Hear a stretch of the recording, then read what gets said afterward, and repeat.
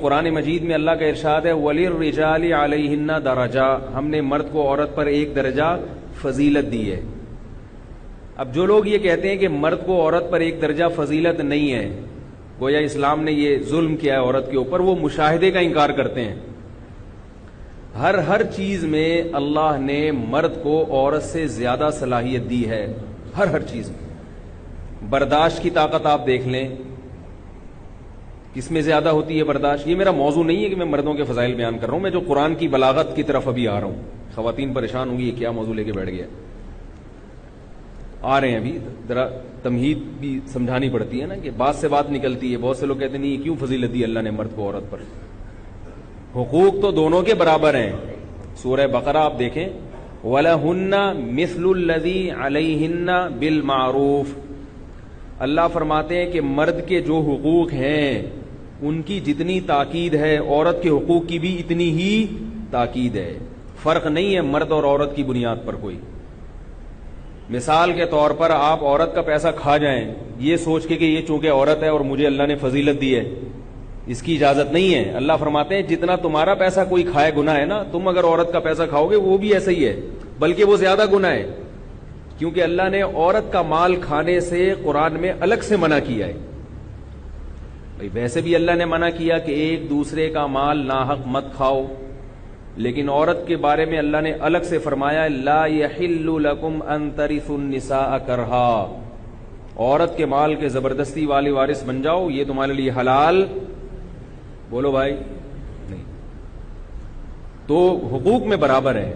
حقوق میں برابر کا مطلب کہ بھائی جو ذمہ داریاں اس کی ہیں وہ اس نے پوری کرنی ہے، اور جو اس کی ہے وہ اس نے پوری کرنی ہے۔ نہیں کرے گا یہ نہیں کہہ سکتا میں چونکہ مرد ہوں لہذا میں اپنی ذمہ داریاں تھوڑی کم پوری کروں گا، بیگم تم پوری ذمہ داریاں کو، ایسا کریں گے تو کوئی بھی نہیں آئے گا۔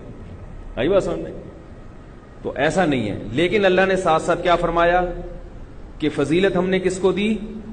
مرد کو۔ فضیلت کس اعتبار سے کہ رائے کس کی چلے گی، یعنی حاکم کون بنے گا، گھر کا سربراہ کون بنے گا؟ مرد بنے گا۔ ملک کا سربراہ کون بنے گا؟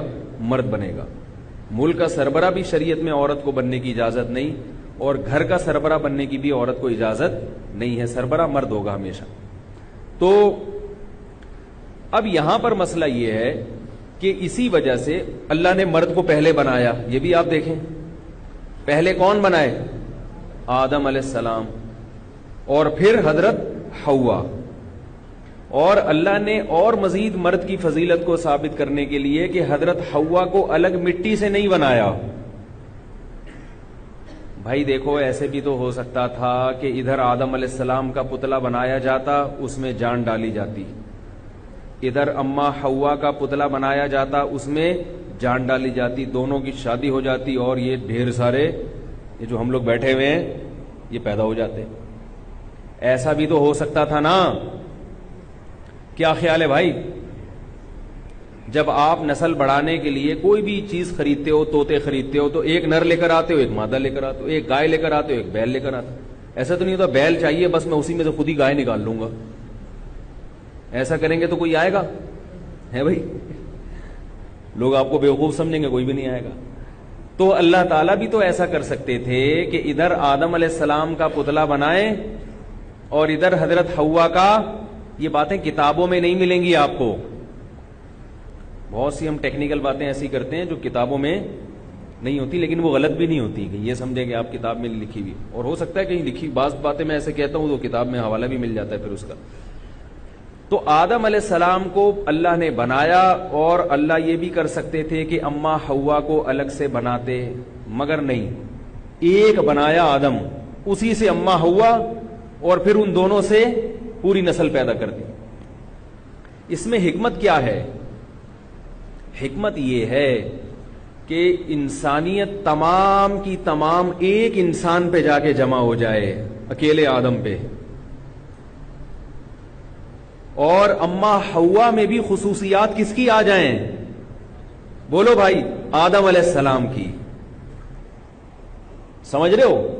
تو مرد کو اللہ نے کیا بنا دیا؟ ہر لحاظ سے اصل بنا دیا کہ عورت بھی بنے گی تو اسی کی پسلی سے بنے گی، یہ سب کی کیا ہے؟ اصل ہے۔ تو تو ہم سب کی تمام خصوصیات کس میں جا کے جمع ہوتی ہیں؟ آدم علیہ السلام میں، جن میں حضرت حوا بھی داخل ہیں. اور دوسری حکمت یہ کہ اللہ تعالیٰ دونوں کو الگ الگ پیدا کرتے تو عورت کا بھی ایک مستقل وجود ہوتا اور مرد کا بھی ایک مستقل وجود ہوتا، جبکہ اللہ عورت کو یہ سمجھانا چاہتے ہیں کہ تمہیں مرد کا سایہ چاہیے، تم اس کی آغوش میں رہ سکتی ہو، یہ تمہاری فطرت ہے. اس لیے مرد کو مستقل پیدا کیا گیا اور عورت کو آدم علیہ السلام کی پسلی سے بنایا گیا کہ ان کا مستقل وجود نہیں ہے، یہ اسی مرد کے جسم کا ایک ٹکڑا ہے.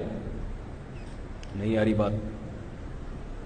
یہ اسی جسم کا ایک ٹکڑا ہے، مستقل اس کا وجود نہیں ہے. ویسے تو سب کا مستقل وجود ہی ہوتا ہے، لیکن ایک چیز ہے نا کہ جب ابتدائی انسانیت کی ابتدا کی جا رہی تھی تو اس کی رعایت کی گئی. اور جسم کا ٹکڑا بنانے کا فائدہ کیا ہوا؟ وہ ساری خصوصیات کس میں آ گئیں؟ اما ہوا میں. تیسرا مسئلہ کیا اس میں حکمت ہے کہ آدم علیہ السلام کو تو اللہ نے کامل بنایا ہے، جو ہے نا ان کے جو اجزائے ترکیبی تھے وہ تو کامل. ظاہر ہے جب آپ کے جسم کا ایک ٹکڑا ہوتا ہے تو اس میں وہ تمام خصوصیات نہیں آتی، اس میں وہ تمام چیزیں نہیں آتی. اسی وجہ سے رسول اللہ صلی اللہ علیہ وسلم نے ارشاد فرمایا الا ان المرأة خلقت من ضلع وان من اعوجها اعلاها. فرمایا یاد رکھو اللہ نے عورت کو آدم کی پسلی سے بنایا، اور پسلی بھی سب سے اوپر والی پسلی جو سب سے زیادہ ٹیڑھی ہوتی ہے. اگر ٹیڑھی کا لفظ برا لگے تو کرو ہوتی ہے. بھائی خواتین سننی ہوئی کیا ہے، ہم لوگ شروع کر دیا اس نے بیٹھ کے، تو وہ اس میں کیا ہوتی ہے؟ وہ تھوڑی سی کرو ہوتی ہے.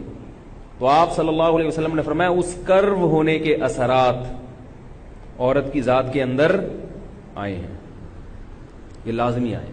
اور یہ خواتین کی برائی کے طور پہ نہیں بیان کیا، اچھائی کے طور پہ بیان کیے.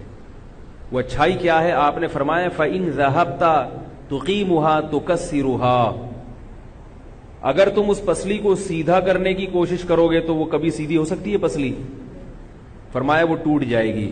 الا وَإِنَّ كَسْرَهَا طَلَاقُهَا. فرمایا اس کا ٹوٹنا کیا ہے؟ طلاق ہو جانا. تو اگر تم یہ چاہو گے کہ تمہاری زوجہ ایک دم تیر کی طرح سیدھی ہو جائے، بالکل سیدھے راستے پہ چلنا، خط مستقیم پہ چلنا شروع کر دے، میری ماں سے محبت کرے اس لیے کہ وہ میری ماں ہے اور میری بیوی کی ساس. بزرگوں کا ایک مقام ہوتا ہے. آئی بات سمجھ میں؟ آپ نے اپنی بیگم کو سمجھایا دیکھو بزرگوں کا ایک مقام ہوتا ہے، ہماری پرمپرا ہے، خاندانی رسم ہے، تمہیں میری ماں کا احترام کرنا ہے. وہ جواب میں کہے شکریہ.